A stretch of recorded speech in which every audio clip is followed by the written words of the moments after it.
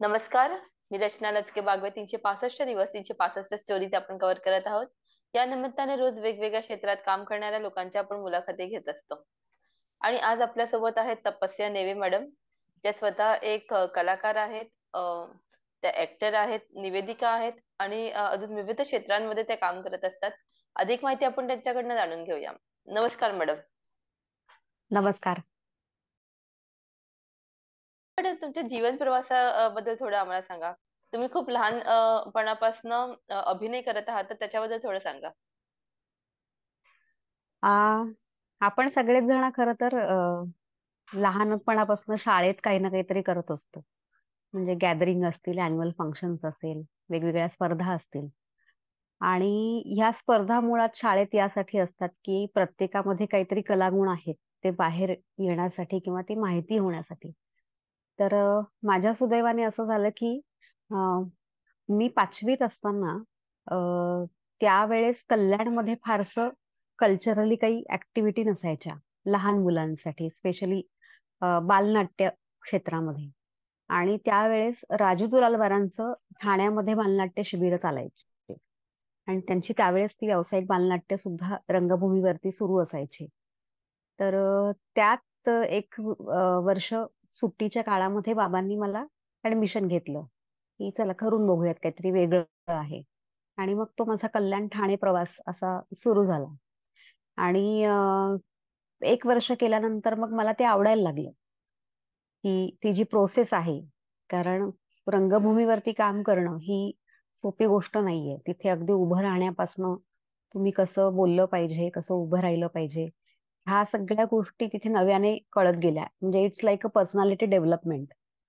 तर त्याच्यामुळे मला ते आवडायला लागलं, की नाही हे काहीतरी वेगळे आणि हे मला आवडतं आणि मला हेच करायचंय. आणि मग तिथून दरवर्षी दिवाळीची सुट्टी आणि उन्हाळ्याची सुट्टी ही माझी बालनाट्यांसाठी सलग 4 वर्ष जायला लागली. आणि यात आई बाबांनी खूप सपोर्ट केला, कारण रिहर्सलला तिथून कल्याणहून ठाण्याला रोज न्यायचं आणायचं. मग बाबा तर जॉब करत होते, आई माझी हाऊसवाईफ होती. सो मग ती यायची तिथे, थांबायची रिहर्सल माझी होईपर्यंत आणि मग येताना मला घेऊन यायची. आणि जेव्हा शाळा सुरू असताना म्हणजे दिवाळीच्या वेकेशन मध्ये कसं व्हायचं, डायरेक्ट प्रयोग सुरू व्हायचे. तर त्याच्या रिहर्सल्स 15 दिवस आधी सुरू व्हायच्या, 15-20 दिवस आधी. आणि त्या संध्याकाळी असायच्या. मग 6 वाजता शाळेतनं घरी जायचं, बॅग टाकायची, चेंज करायचं आणि बाबांबरोबर पुन्हा ठाण्याला यायचं. असा तो प्रवास माझा सुरू झाला.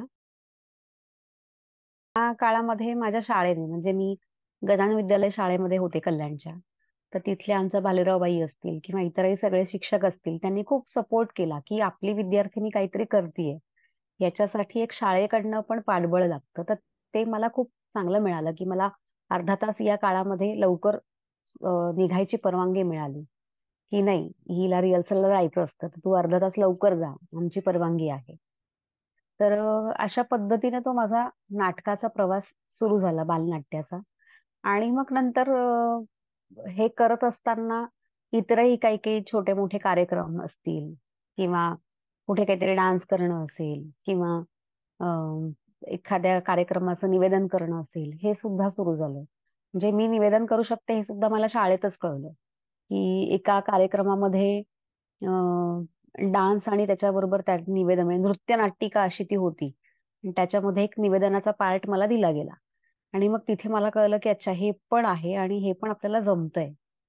आणि मग तिथून जेव्हा मी वझे केळकरला ऍडमिशन घेतली, वझे केळकर महाविद्यालय मुलुंड, मग तिथे आणखीन जास्त एक्सपोजर मिळालं. तिथे विथी आमची वझे नाट्यकर्मी संस्था जी आहे, तर तिथे थोडासा प्रवास सुरू झाला वेगळा.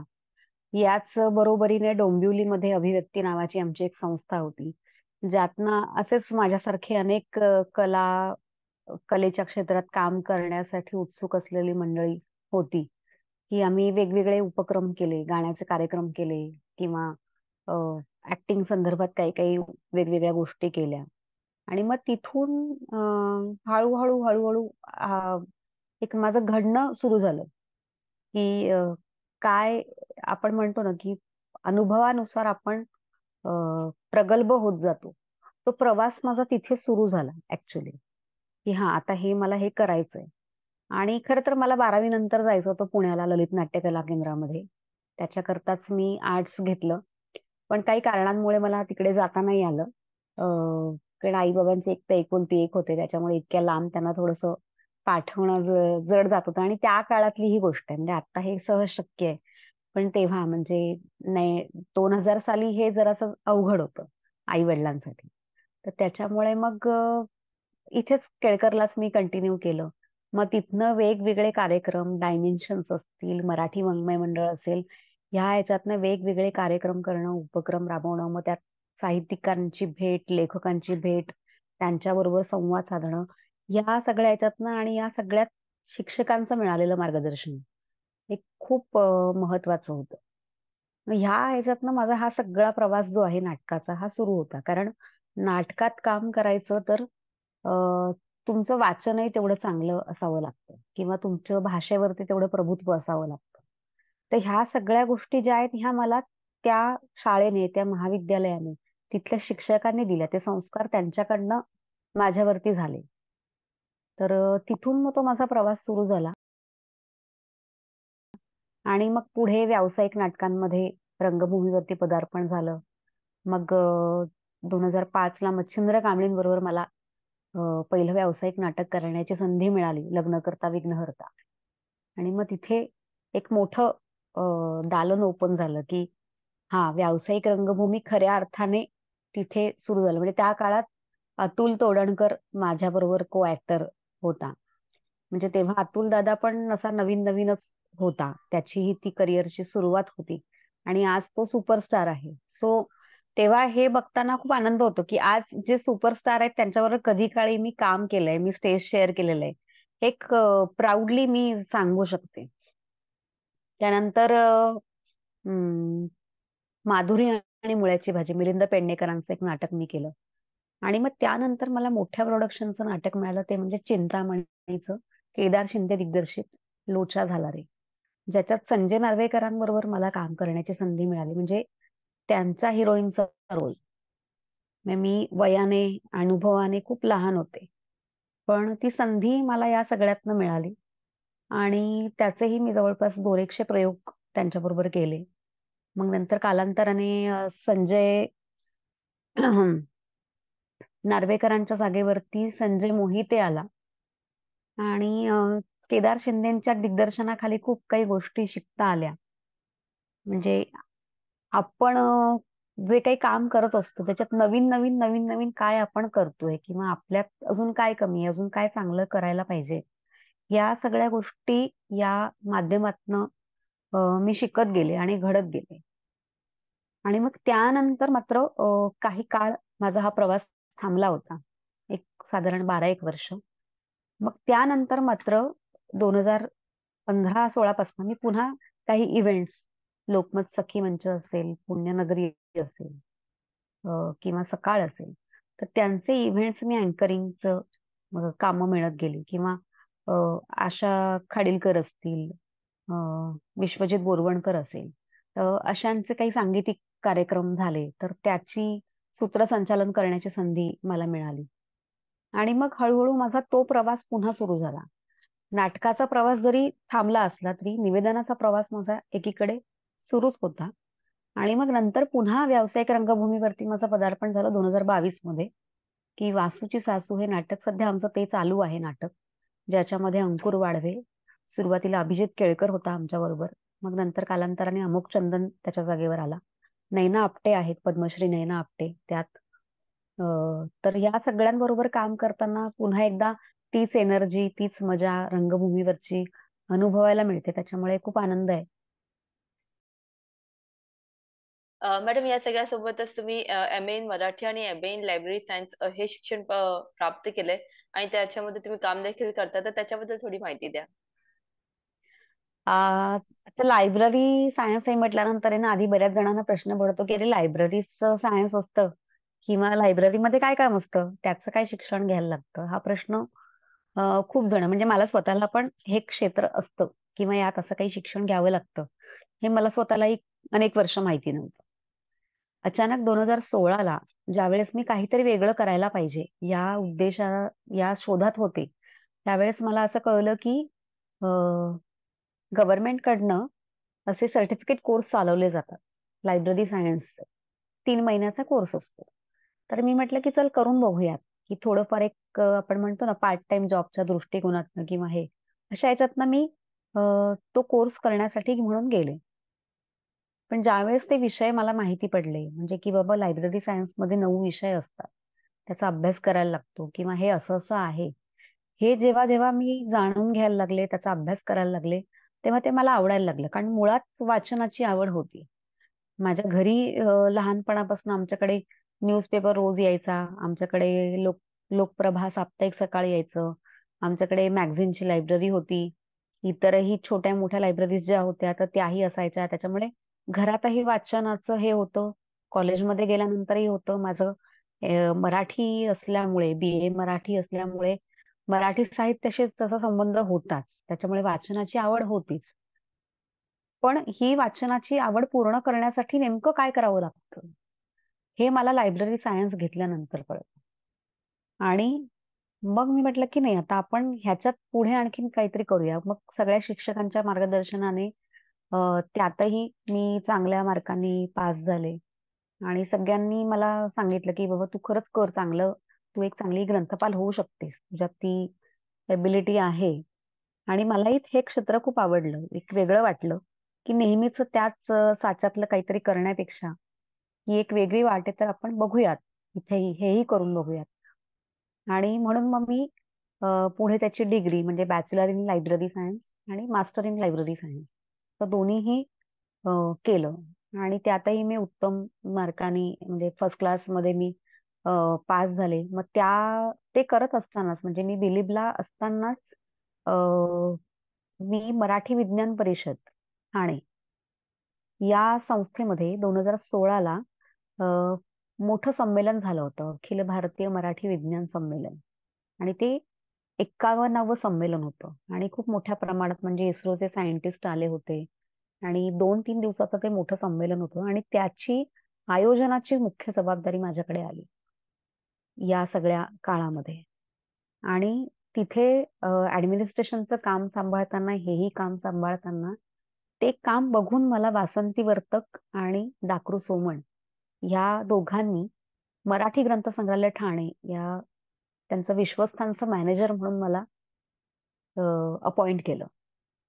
मग तिथे मराठी ग्रंथसंग्रहालयासारख्या मोठ्या संस्थेत, की ज्याला आज 130 वर्ष जवळपास झालेली आहेत.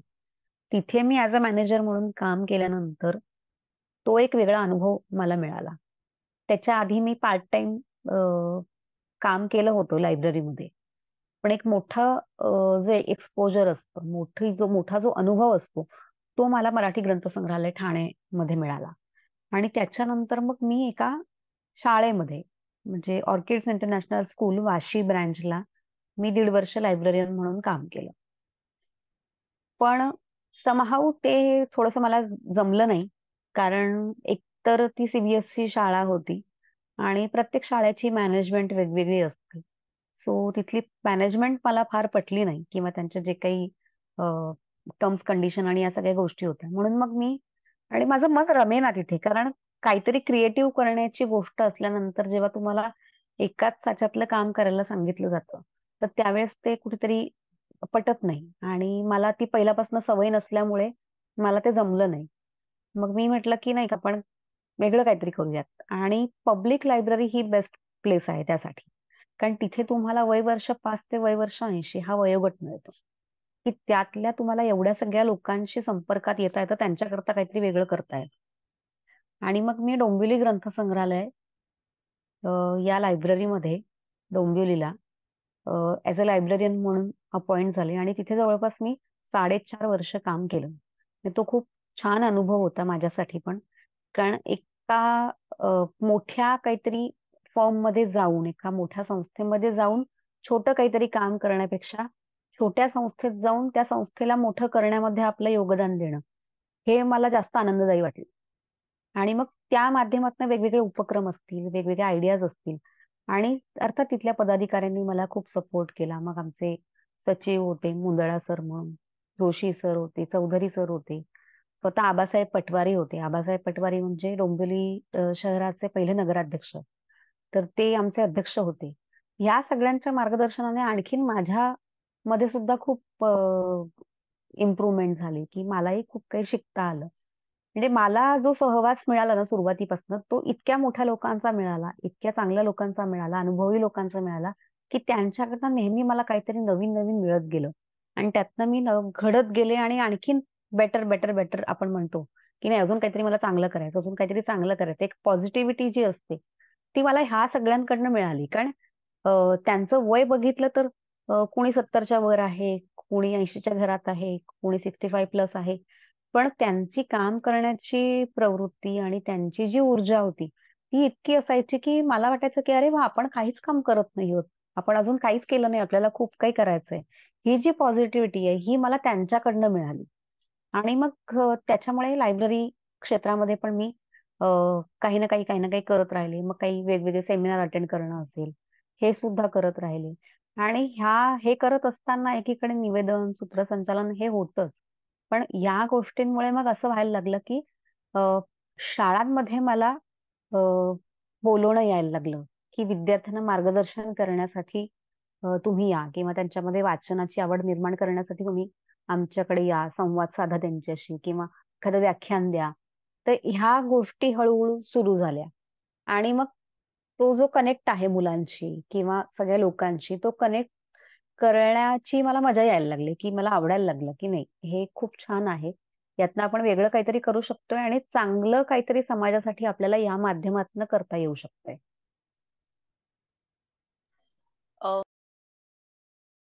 मॅडम आता जसं तुम्ही उल्लेख केलात, की समाजासाठी काहीतरी चांगलं करायला हवं.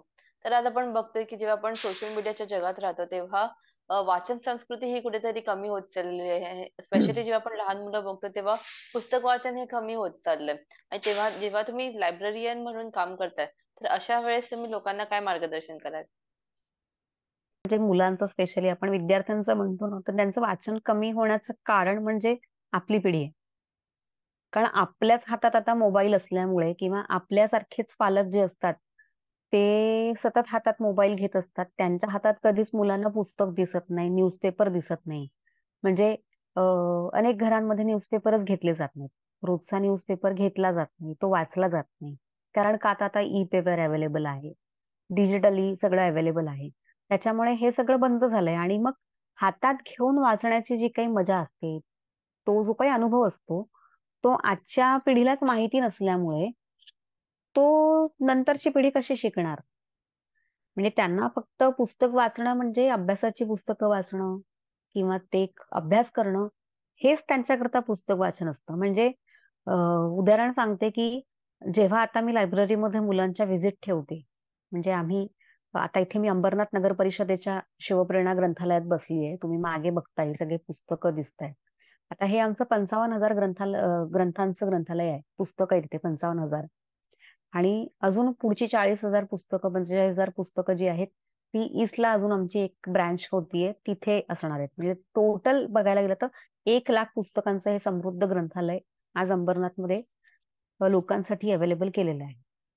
आता हे लोकांपर्यंत पोहोचवण्यासाठी आधी मला गरज आहे ती विद्यार्थ्यांपर्यंत पोहोचण्याची, की आज मला इथे विद्यार्थी यायला हवेत. कारण आजचे विद्यार्थी हे पुढचं भविष्य आहे. त्याच्यामुळे आज जर त्यांना वाचनाची आवड लागली, तर उद्याच्या भविष्यकाळात मला ह्या ग्रंथालयाला वाचक आहे किंवा सभासद आहे. अ, पण जेव्हा शाळेतली मुलं येतात ना, तर तेव्हा एक मोजकी मुलं सोडली, तर त्यांना अशी काही पुस्तकं वाचनासाठी उपलब्ध असतात, अशी पुस्तकं मिळतात, हेच माहिती नसतं. याचं कारण त्यांच्या घरामध्ये ते वातावरणच त्यांना मिळत नाही. बरं शाळांमध्ये कसं असतं, की मराठी शाळा असेल तर निदान थोडीफार पुस्तकं असतात. इंग्लिश मीडियमच्या शाळांमध्ये काही प्रमाणात काही-काही शाळांमध्ये आता आजकाल लायब्ररी पिरियड किंवा रीडिंग पिरियड हे सुरू झालेले आहेत. पण त्यांना ती लिमिटेड पुस्तकं असतात, की त्यांच्याकडे जी अवेलेबल असतील 1000-2000 पुस्तकं त्यांच्यातच त्यांना.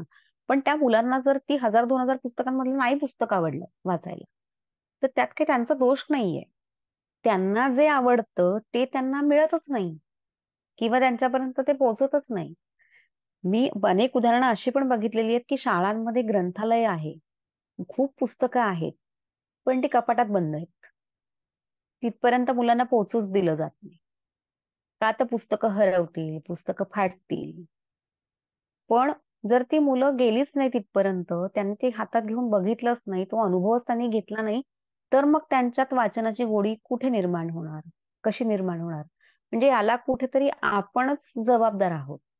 आपली जी पॉलिसी असते ती जबाबदार असते. त्याच्यामुळे मुलांना वाचनाची आवड निर्माण करण्यासाठी आधी त्यांना पुस्तकांमध्ये सोडा, की त्यांना हाताळू द्या. आज जेव्हा मुलं इथे येतात, एवढी पुस्तकं बघतात, आम्ही त्यांना बिनधास्त सांगतो, की तुम्हाला हवं ते पुस्तक तुम्ही घ्या. बसा इथे वाचा. कारण त्यांनी जर ते वाचलं तर उद्या त्यातनं त्यांना मिळणार आहे, की "हां, नाही बाबा मी हे वाचलं तर मला हे आवडतंय." त्यांचं त्यांना कळणार आहे, की माझी नेमकी आवड कशात आहे. मला नेमकं काय आवडतंय. आणि निश्चितच या वयात मुलांना चरित्र, आत्मचरित्र किंवा गोष्टींची पुस्तकं असतील, ही मिळालीच पाहिजेत. आज हॅरी पॉटर किंवा अशी पुस्तकं जेव्हा मुलं लायब्ररीमध्ये बघतात, "अरे, आम्ही तर फक्त फिल्ममध्ये बघितलंय." त्यांचं पुस्तक पण असतं. म्हणजे हे मुलांना माहितीच नाहीये, की हॅरी पॉटर मुळात आधी नॉव्हेल होतं. मग त्याच्यावरती फिल्म आलीये. मुलांना असं वाटतं, की फिल्मच आहे. त्याचं नॉव्हेल होतं हे माहितीच नाही. जेव्हा ती मुलं इथे बघतात लायब्ररीमध्ये तेव्हा त्यांना कळतं, की अरे, असं ह्याचं पुस्तक पण आहे का? मला वाचायचंय. त्यांना जर आपण माहितीच करून दिलं नाही, की असं आहे, तर त्यांच्यापर्यंत पोहोचणारच नाही ते. तर त्याच्यामुळे कुठेतरी मला असं वाटतं, की ॲज अ लायब्ररियन म्हणून मग ती माझी जबाबदारी आहे, की निदान माझ्या परिसरातल्या मुलांमध्ये तरी ती जागरूकता निर्माण झाली पाहिजे, की हां, लायब्ररीमध्ये पुस्तकं मिळतात. ती तुम्ही घेऊन वाचायची असतात. ज्याच्यातनं आपल्याला काहीतरी मिळणार असतं. तुम्ही नुसतं Google करून आणि WhatsAppवरती आलेले मेसेज वाचून तुमचा अभ्यास किंवा तुमचं रेफरन्स हे पूर्ण होऊ शकत नाही. कारण ते सगळंच ऑथेंटिक असतं असं नाहीये.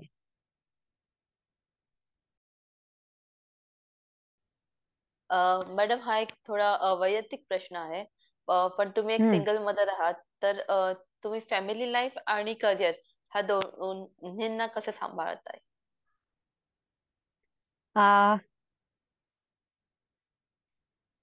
एकतर म्हणजे सिंगल पॅरेंट जरी मी असले, तरी माझ्या आई-वडिलांचा मला खूप सपोर्ट आहे. अ, कारण मी माझ्या आई-वडिलांबरोबर राहते. आता साधारण 6 वर्ष झाले. मी आई-बाबांबरोबर राहते आणि माझा मुलगा असतो माझ्याबरोबर. तो 9वीत आहे आता. त्याला सुरुवातीपासूनच मराठी माध्यमातच घातलेलं होतं. कारण तो कटाक्ष होता, की इंग्लिश मीडियममध्ये घालायचं नाही. कारण आपण नुसती आरडाओरडा करतो, की मराठी वाचवा, मराठी हे करा, मराठी शाळा बंद पडल्या आहेत.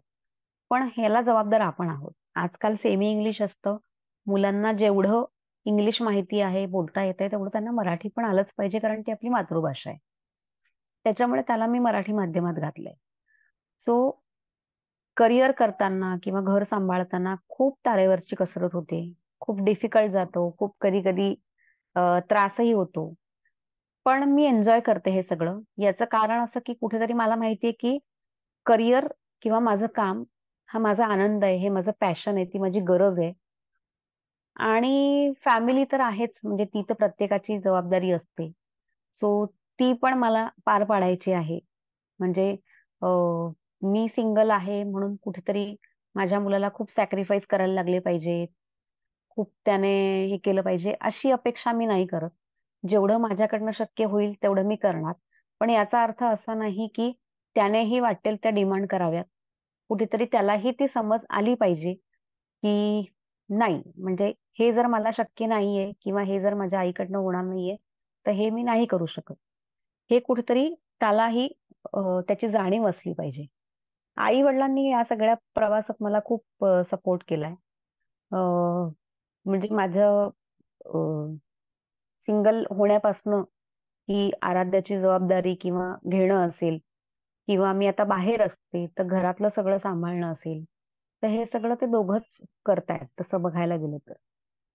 पण शेवटी काय म्हणतात, की एक घरातली करती म्हणून आता ती जबाबदारी माझी आहे. तर त्याच्यामुळे माझ्या परीने मी करण्याचा पूर्ण प्रयत्न करते.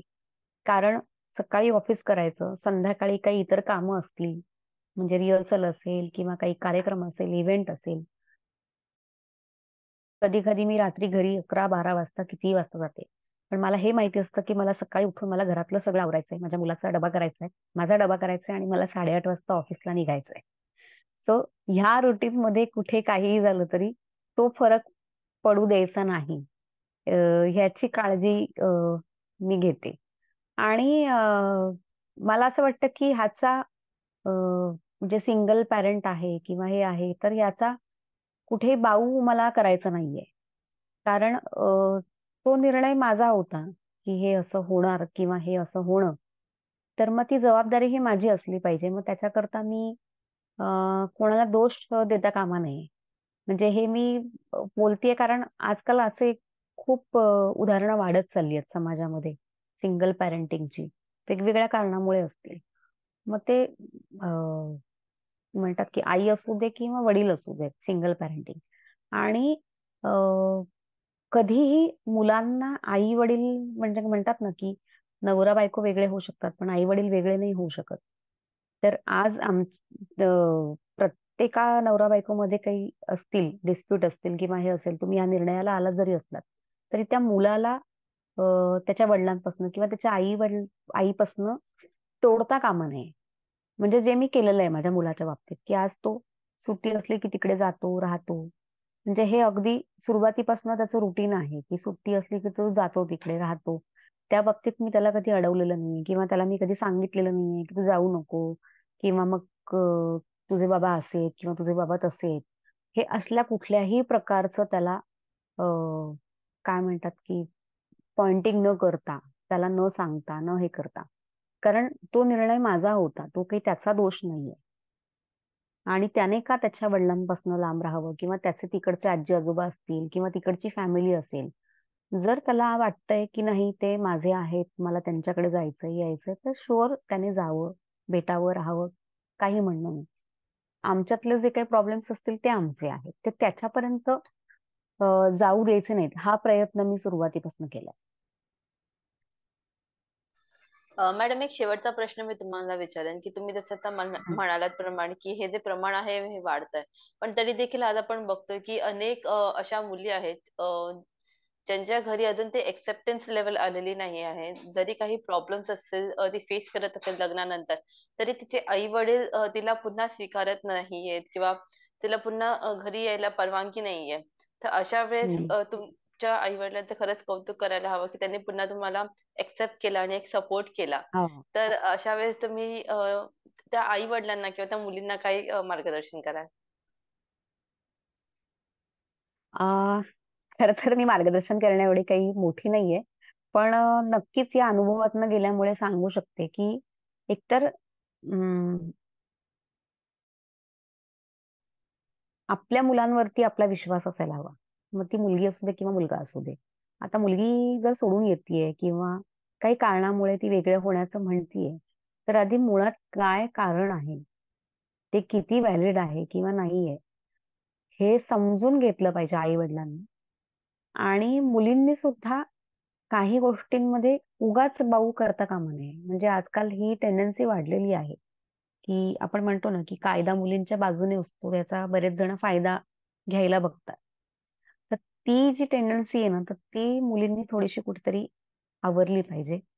कारण की अ, जर आपण म्हणतो, की समानता असली पाहिजे, स्त्री-पुरुष समानता असली पाहिजे, समान हक्क मिळाले पाहिजे, समान न्याय मिळाला मग तो समान असला पाहिजे ना. नॉट की मुलीला जास्त मिळाला पाहिजे आणि मुलाला कमी मिळाला पाहिजे. तर त्याच्यामुळे हा सगळ्या बाजूने विचार व्हायला हवा. म्हणजे आपण एकीकडे फेमिनिझम म्हणतो, पण फेमिनिझमचा खरा अर्थ आपण नाही समजून घेत. फेमिनिझम म्हणजे पुरुषांना कमी लेखणं नाही. फेमिनिझम म्हणजे दोघांनाही इक्वल समजणं. हा खरा फेमिनिझम आहे. हा मुळात आधी सगळ्यांनी लक्षात घ्यायला हवा. आई-वडिलांनी सुद्धा आणि मुलींनी सुद्धा. आणि इतरही म्हणजे मुलांच्या आई-वडिलांनी सुद्धा आणि मुलांनी सुद्धा. जर आज इक्वली दोघंही शिक्षण घेतायत, दोघंही नोकरी करतायत, तर का नाही दोघांनी इक्वली घर सांभाळलं पाहिजे? का आजही ती जबाबदारी फक्त मुलीची समजली जाते? आणि जेव्हा हे घरामध्ये बघितलं जातं, त्यावेळेस मग त्या पुढच्या जनरेशनच्या मनावरती पण तेच हे होत जातं, संस्कार होत जातात ऑटोमॅटिकली, न बोलता, की हे काम म्हणजे हे फक्त आईचं, बहिणीचं किंवा येणाऱ्या बायकोचं आहे. हे माझं काम नाहीये. म्हणजे बायकांची कामं वेगळी, पुरुषांची वेगळी. तर हे जे संस्कार आहेत ना, हे ह्यात मुळात आधी बदल थोडेसे व्हायला हवे आणि मुळात हे बदल आधी बायकांनी स्वीकारायला हवे. कारण आपण आई वडील शक्यतो 90% सपोर्ट करतात. करत नाही तसं होत नाही सहसा. अगदीच काही काही खूपच ऑर्थोडॉक्स पॅरेंट आपण म्हणू यांना, असे जे असतात की जे नाही समजून घेत, त्यांचे तेच विचार असतात की नाही आता तुझं लग्न केलं, आता तू जा, आता आम्ही काही तुला घेणार नाही परत घरामध्ये. मग अशा वेळेस त्या मुलीने सुद्धा स्वतःचा स्टँड स्वतः घेतला पाहिजे की ठीक आहे, मी माझ्या जबाबदारीवरती मी राहीन. हे कुठेतरी मग तिच्यात तेवढी जबाबदारी घेण्याची आणि हे सगळं टॅकल करण्याची हिंमत पाहिजे.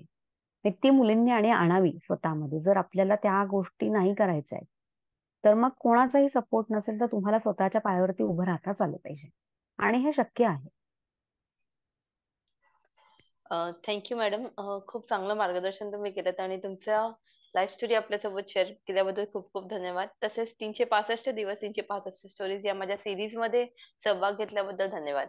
Thank you.